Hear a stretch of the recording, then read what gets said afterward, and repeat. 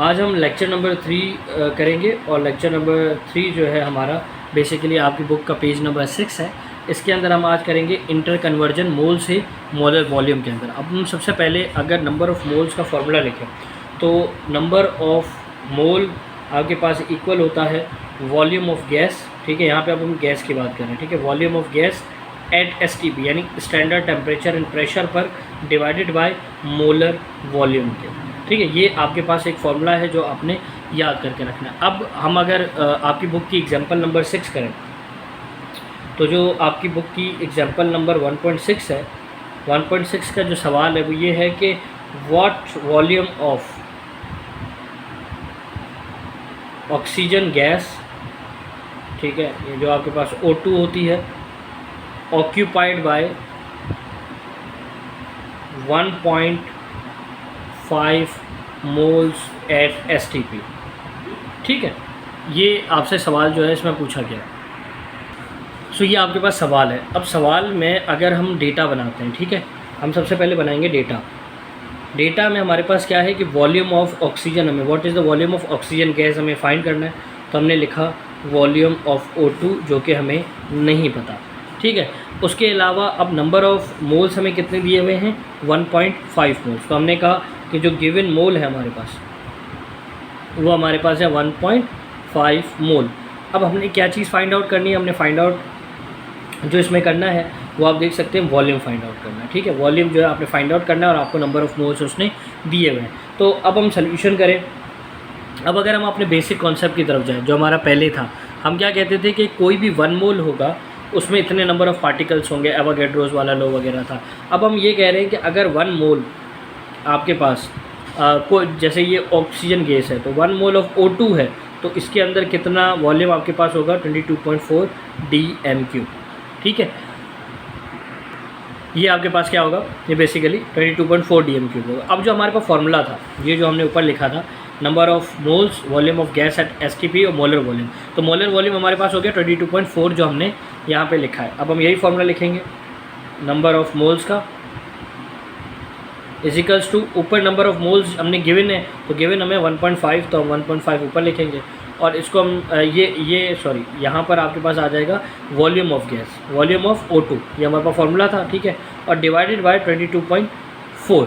अब क्या है, हमने क्या निकालना है, वॉल्यूम ऑफ O2। ठीक है, वॉल्यूम ऑफ O2 निकालना है, नंबर ऑफ़ मोल्स हमारे पास दिए गए। अब हम फॉर्मूले को करेंगे शफल कैसे करेंगे, हमने O2 निकालना है, हम इसको यहीं रहने देंगे, 22.4 इसके साथ यहाँ डिवाइड हो रहा है, उधर जाकर मल्टीप्लाई हो जाएगा। तो ये कुछ ऐसे हो जाएगा कि नंबर ऑफ़ मोल्स पहले से मौजूद थे, मल्टीप्लाई करेंगे 22.4 से और इजिकल टू के बाद यहाँ पे आपके पास मौजूद है वॉल्यूम ऑफ O2। ठीक है, अब आप क्या करेंगे, इसमें वैल्यू पुट करेंगे, नंबर ऑफ़ मोल्स हमारे पास 1.5 है और 22.4 ये है और ये हो जाएगा आपके पास वॉल्यूम ऑफ O2।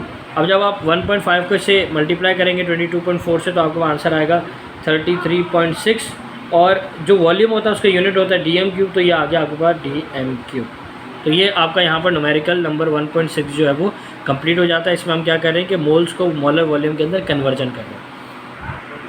अच्छा, अब हम आते हैं यहाँ पर calculations based on mass relationship. ठीक है, मास रिलेशनशिप का यहाँ पे मतलब सिंपल इतना है कि आपको मास दिया जाएगा और आपको मास ही फाइंड करने के लिए पूछा जाएगा। तो मास से मास पूछा जा रहा है तो इसलिए यहाँ पे नाम आ गया मास रिलेशनशिप। ठीक है, अब जैसे कि आप यहाँ पे देखें कि इस तरह की प्रॉब्लम्स के अंदर आप डिटरमिन क्या करते हैं, अननोन मास ऑफ रिएक्टेंट और प्रोडक्ट, यानी या तो आपसे मास पूछा जाएगा रिएक्टेंट का या product from the given mass of substance in a chemical reaction, यानी किसी केमिकल रिएक्शन के अंदर कोई सब्सटेंस होगा जिसका मास आपको बता दिया जाएगा।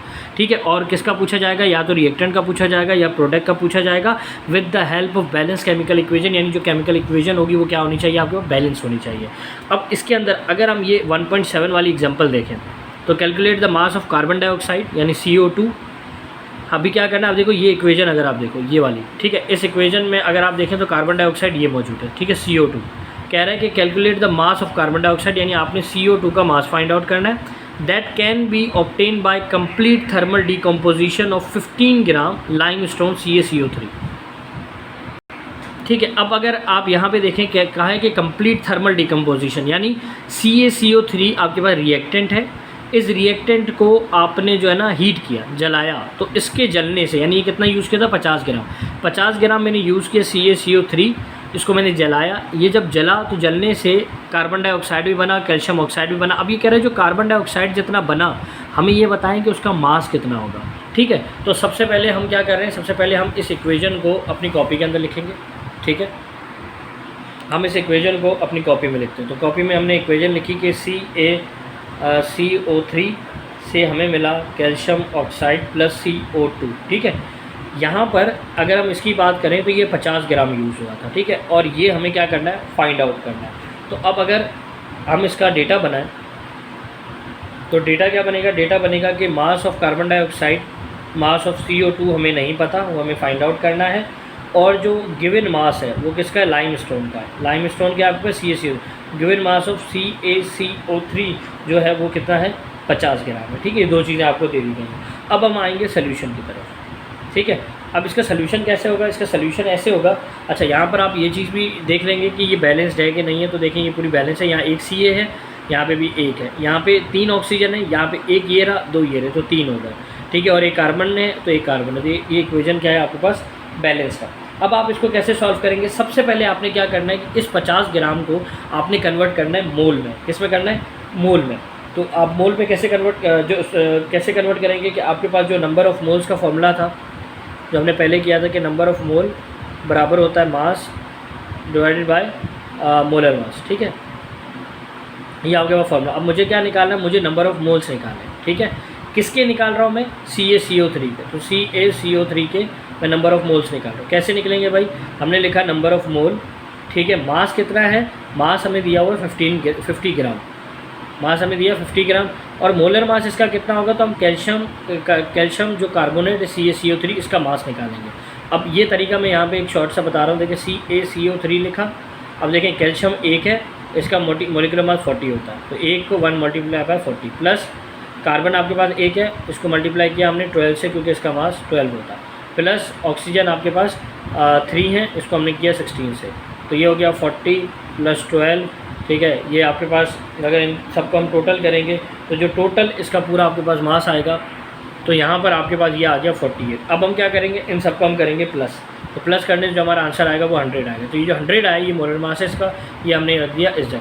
हम 50 को 100 से डिवाइड करेंगे तो जो आंसर आएगा वो आएगा 0.4 मोल। अब ये मोल किसका है, ये मोल हमारे पास है इसका। तो इसके मोल कितने आ गए, मैं यहाँ पे लिख रहा हूँ ताकि आपको पता चलता रहे। तो ये 0.5 मोल था। ठीक है, अब हम आएंगे मज़ीद सोल्यूशन की तरफ। अब हम क्या कहेंगे, हम कहेंगे अब इस तरफ ये हमने डेटा से निकाला और यहाँ पे कुछ भी नहीं होता तो 1 है। ठीक है, तो हमारे पास ये 1 है और यहाँ पे भी कुछ नहीं है तो ये क्या है, 1 है।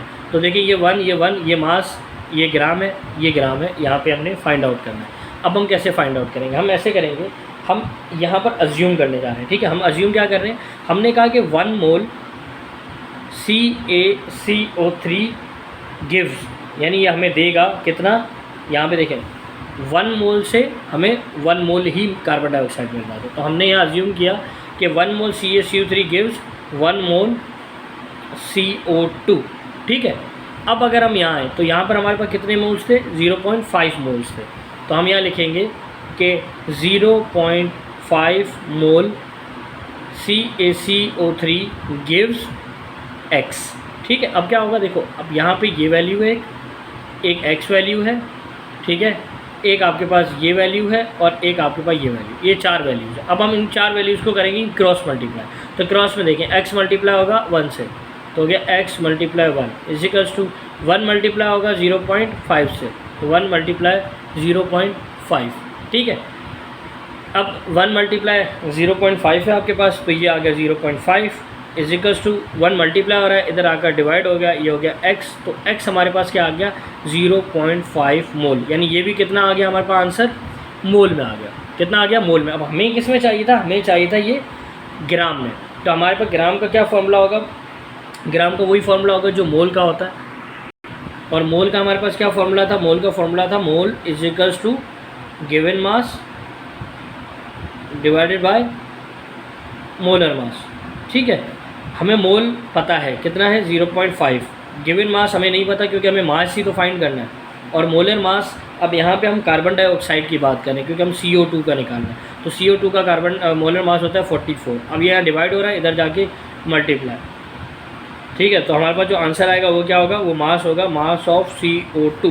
तो यहाँ पर ये कितना आ गया, ये आ गया 22 ग्राम CO2। तो इस तरीके से अगर आप देखें तो हमने क्या किया, हमारे पास मास था, हमने मास से मास ही फाइंड आउट किया। लेकिन उसके सबसे पहले तरीक़ेकार क्या था, तरीक़ेकार ये था कि हमने सबसे पहले जो मास गिवन था उस मास को हमने कन्वर्ट किया मोल में। ठीक है, मोल में कन्वर्ट करने के बाद हमने यहाँ पे अज्यूम किया और जो आंसर आया वो हमारे पास किसमें आया, मोल में आया।